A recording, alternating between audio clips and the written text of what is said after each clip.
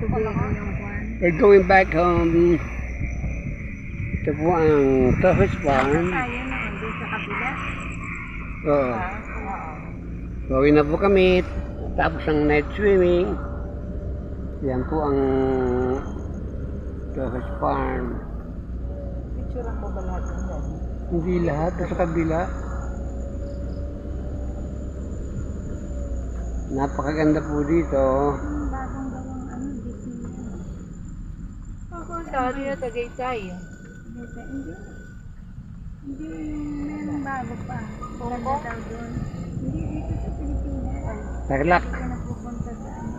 Tarlac yan. Ito po ang International Airport.